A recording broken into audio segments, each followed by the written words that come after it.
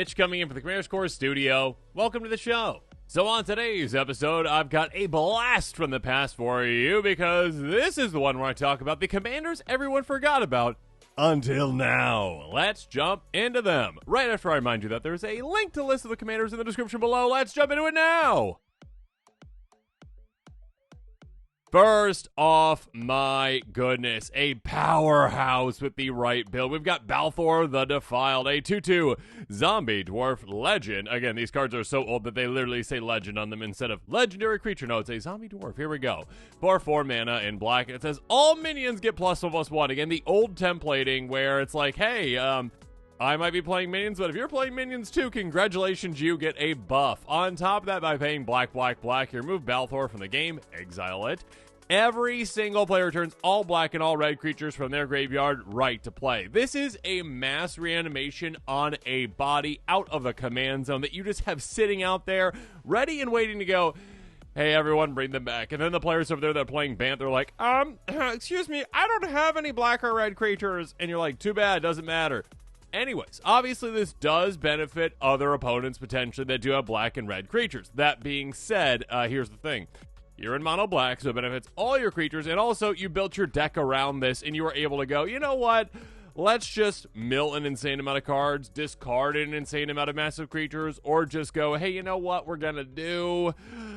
We're gonna go, morality shift, like swapping my library in my graveyard, and all of a sudden I just have all my creatures in my graveyard, and I can activate this again whenever I need to. There's no, like, activate only at sorcery speed. No. Like, right before your turn, just go, okay, all of a sudden, mass reanimation all my things. I mean, you can just win from right there, like, you know, that Gary type effect, Grave Richard Asphodel, ETB, draining everyone. You can do some crazy things with this commander. It is so much fun. Check it out.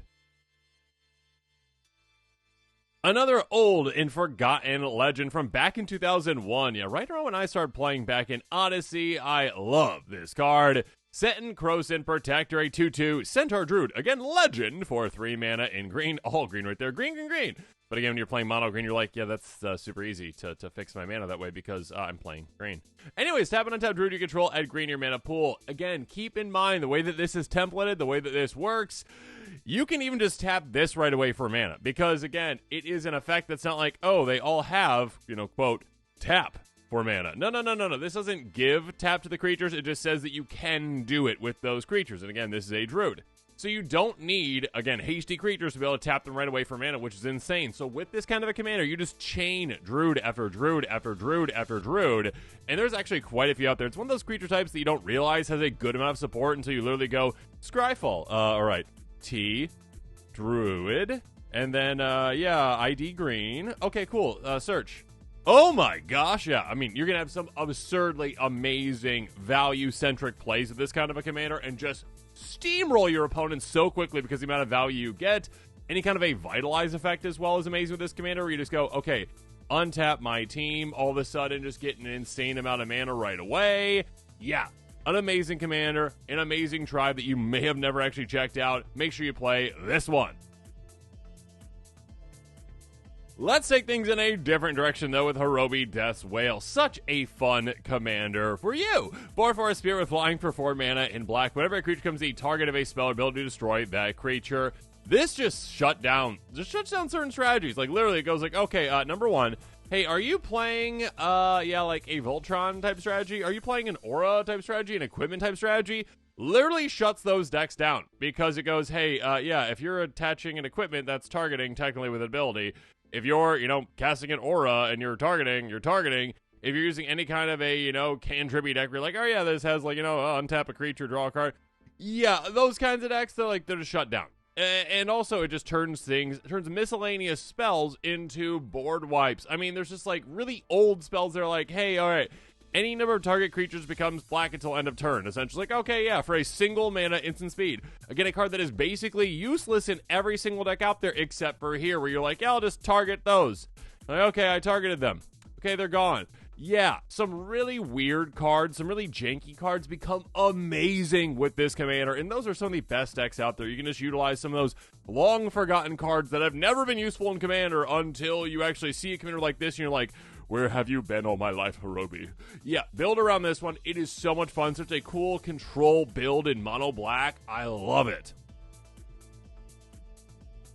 But back to mana in green with Sachi, daughter of Shishiro, a 1/3 snake shaman for 4 mana in green. Other snakes you control at +0/+1. So you might be thinking, okay, this is snake tribal.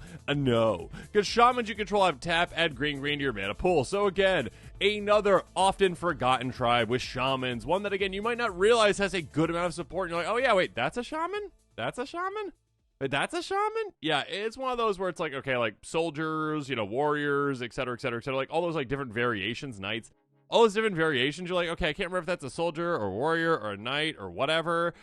And then this is like, okay, it's a druid or a shaman or whatever they are. But yeah, no, that you have an absurd amount of support for something like this. And being able to just go, okay, I get my shamans out and all of a sudden get an insane amount of mana from them. Again, they're not just tapping for one. They're just not like regular mana dorks. It's like, oh yeah, an insane amount of mana. It's like Crypt with Right ×2 out of the command zone. So just go, okay, playing my commander after I've got like 2 shamans in play already, and then I just get the mana back already. And again, those untap effects are crazy good. The Vitalize up effects, have fun with this one. Again, mass mana in green with a really cool tribe. Check it out.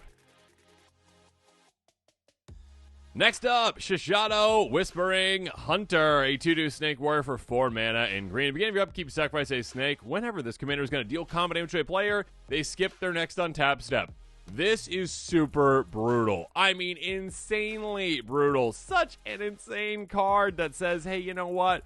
Yeah, there's a price, okay? It's just a 2/2. This is just a 2/2, and it makes you sacrifice a creature on every single one of your upkeeps.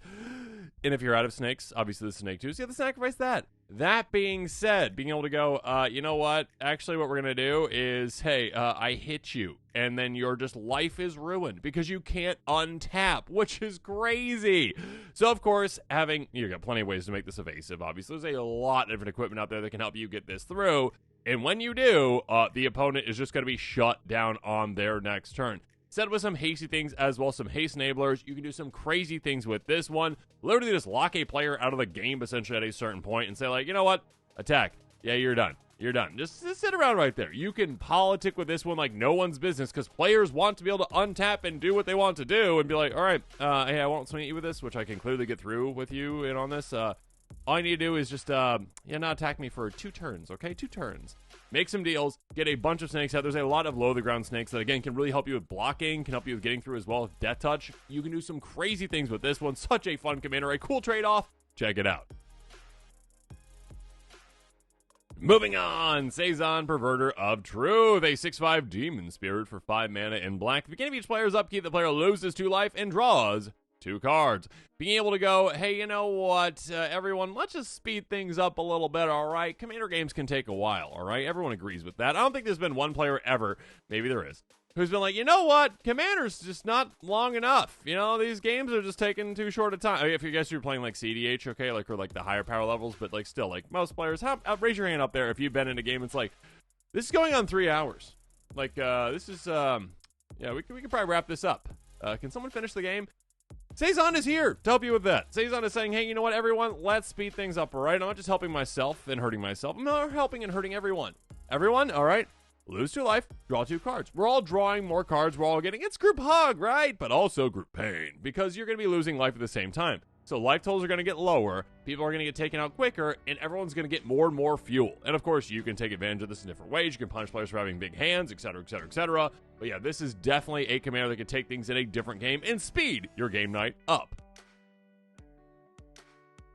Or you can slow it down with Aboshan Cephalid Emperor. I mean, it doesn't have to be slow, because Aboshan is so much fun, and it's one of those commanders that literally players out there just ignore because it has too much text on it. And what do I mean by that? Well, it is a 3/3 Cephalid Legend. It's a legendary creature for 6 mana in blue, and it says, tap and untap Cephalid, you control tap target permanent. If it didn't have that, it would see more play, which is insane to think, because you can just go like, oh yeah, I need to tap this just to tap whatever that is down. I mean, that could be someone's like Gaia's Cradle. You can just tap down a Gaia's Cradle, which is so much fun. Like, yeah, they'll be like, okay, I'll use it for mana. And you're like, okay, like, yeah, on your beginning of your turn.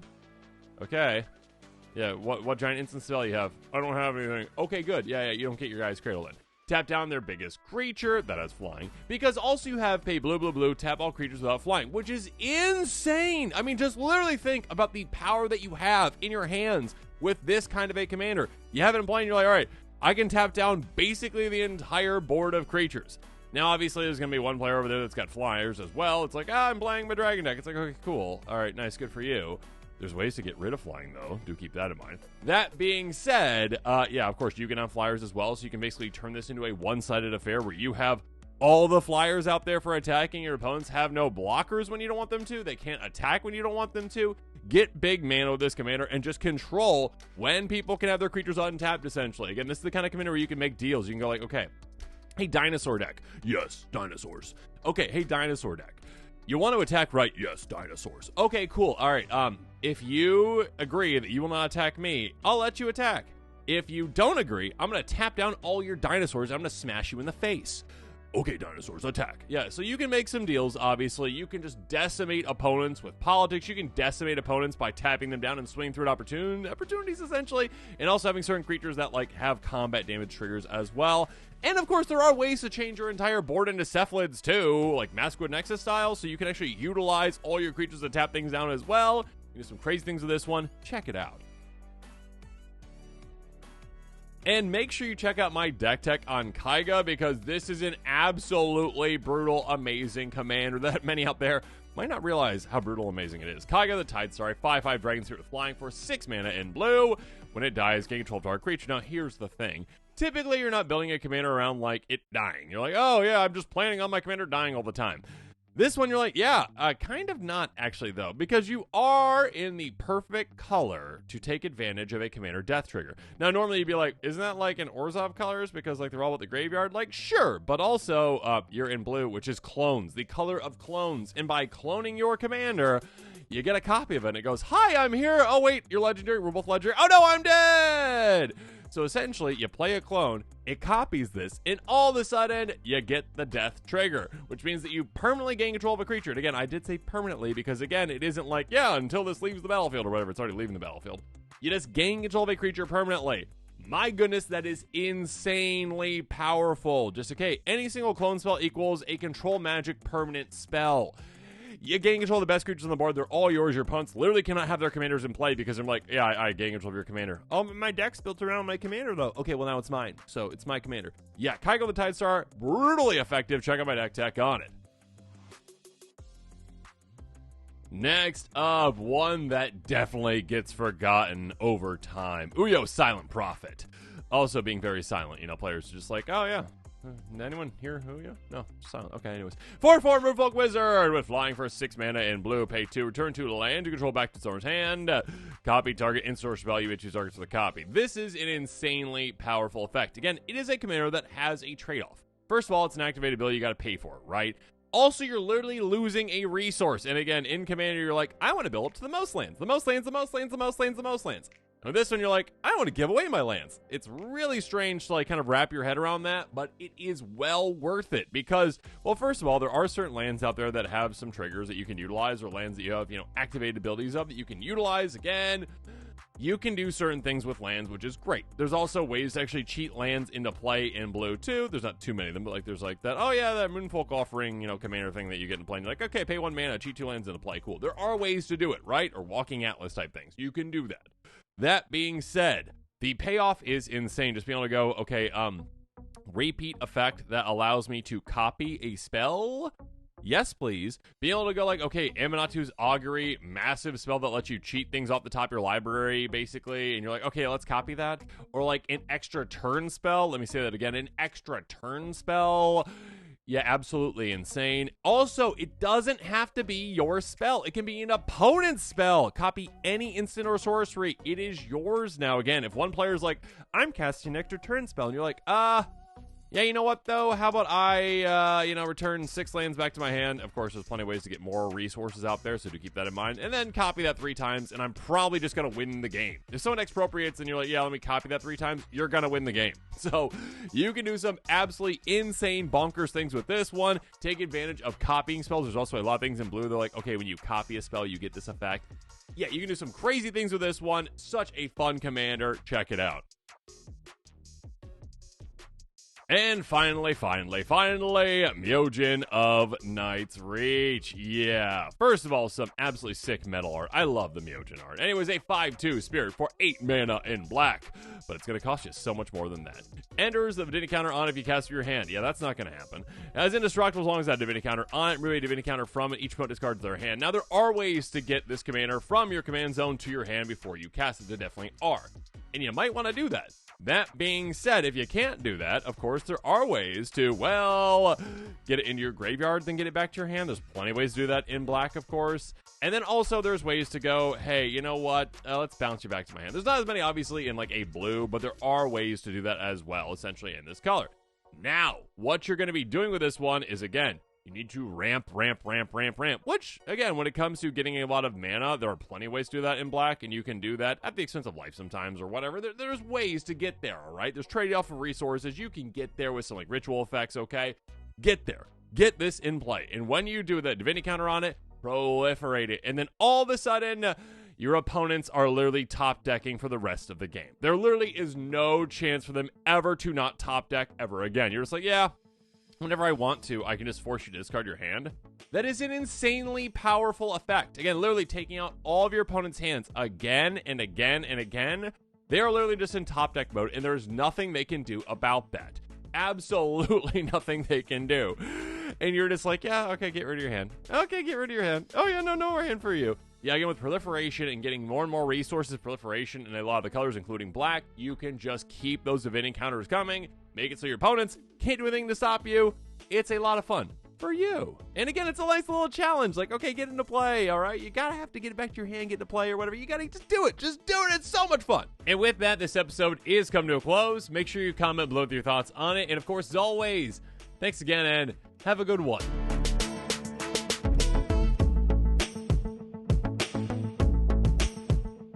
This show and episodes like this one are possible thanks to viewers like you. If you're looking for an easy way to help support this show, make sure that you like, share, and subscribe. Also, hit that bell notification icon so you don't miss any new episodes. You can also go check out our playmats and other merchandise at thecommandersquarters.com. Another easy way to support this show is with our TCG player affiliate links. So whether you're buying a deck or individual cards, you can use this general link right here or one in the description. And the final way that you can support this show is by supporting us directly by becoming a patron. There are many benefits to being a patron, and I truly couldn't do this without all of their support.